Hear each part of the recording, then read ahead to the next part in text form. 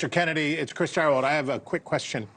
I have been fascinated watching the tango between you and the Libertarian Party. You've got what they need, which is buzz and interest and high name identification and all of that stuff. They've got what you need, which is ballot access. They'll end up being on the ballot in all 50 states. But I note that you guys are different in some profound ways. You're both disruptors, but they're anti-government, and you have been a proponent for governmental regulation on the environment and a host of things over time. Just talk a little bit about how that romance is going. Well, you know, I've actually been aligned with the Libertarians on a lot of issues for all of my career.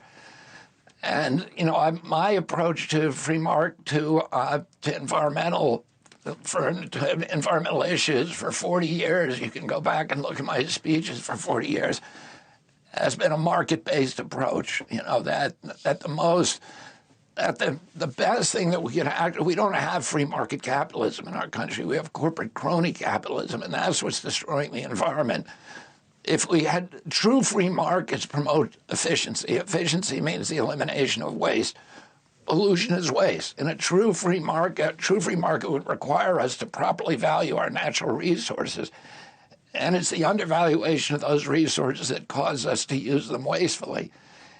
In a true free market, you can't make yourself rich without making your neighbors rich and without enriching your community. What polluters do is they make themselves rich by making everybody else poor, and they do that by escaping the discipline of the free market and forcing the public to pay their production costs by externalizing their costs. Oh, on this issue and many other issues, I'm very aligned with libertarians. Now, the Libertarian Party is made up of a lot of iconoclasts. So there's all different brands of libertarianism. And, you know, most of them, the one thing they all have in common is that they hate authority. And they mistrust it. And they mistrust government. And so, you know, I love dealing with libertarians. I love speaking with them. But, you know, we'll see if there's a future. For me, with that party, we will get ballot access with or without libertarians. We're on track to do it, and we don't have any doubt that we're going to be in all 50 states and the District of Columbia.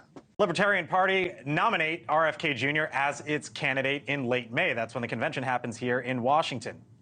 Might know someone who has that answer. Joining us now is the chair of the Libertarian National Committee, Angela McArdle. Angela, thanks for being with us here on the Hill. Appreciate the time. So are you actively recruiting RFK Jr. right now?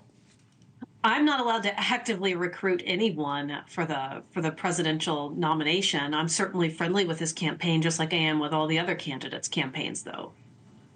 What'd you make of his comments last night? You mean about being open to seeking our nomination? I mean, I think that's the wise thing to do. Anybody who is an independent and is liberty-minded or perceives themselves to be liberty-minded should be looking at our ballot access. Not only do we have ballot access in a majority of states, and we intend to reclaim it at 50 states again in 2024, but we have the experience and the ground game to do it. It's taken decades of institutional memory and learning and practice to get it done. And so, you know, of course, I'm sure we're appealing right now. Would you consider him the favorite at this point in time? No, I don't think that we have any favorites right now. And that's not a knock against him. You know, we have a very ornery group of delegates. They're very interested in finding the best, most principled messenger, someone who represents us ideologically. And we also have a group of people who are very focused on ballot access.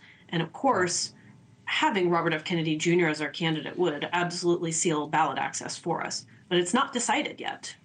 Right. So he's a Kennedy, obviously. Democratic name, Democratic, obviously the legendary Democratic name. Here's what he told Elizabeth Vargas during the town hall with News Nation in the middle of last year. I'll get your reaction on the other side. My plan is to win this election, and I don't have a plan B. Okay. He said he didn't have a plan B, and clearly he does, because he left the Democratic Party. Do you worry at all that he could potentially simply just use the Libertarian Party for the ballot access? I mean, define worry and define use. I think that if he became our nominee, there would be an understanding with us that he doesn't 100% represent us ideologically. He is getting ballot access by using our name and branding. And in return, we are securing ballot access for the future. And, you know, whether or not it's for better or worse, we would also be potentially unlocking some federal funding. So it's really, if that happens, it's going to have to be a conscious decision of the delegates and a mutually beneficial relationship. Ms. McCardle, it's Chris Steyerwalt, and I just wanted to quickly ask you.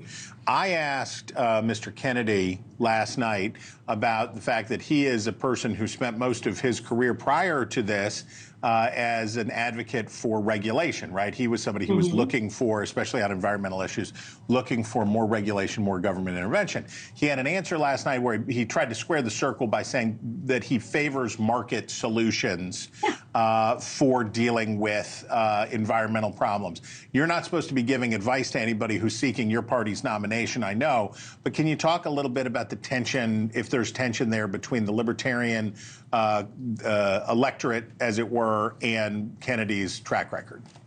Sure. Well, I'll say I give advice to all of them. I just can't be playing favorites. Okay. And, you know, the talk that he gave at Freedom Fest, which is one of the biggest libertarian gatherings in the country in July, was really good. And he talked about free markets, solutions to environmental issues. And it seems as though he's had a sincere awakening on this issue. And if he has, you know, I absolutely applaud that. I want to hear free market solutions to problems that people are concerned about. I think that he, along with a lot of other people, had some pretty significant paradigm shifts over the last few years. People really saw the government response to COVID, you know, with it being lockdowns and mandates, and started questioning a lot of their other beliefs as well.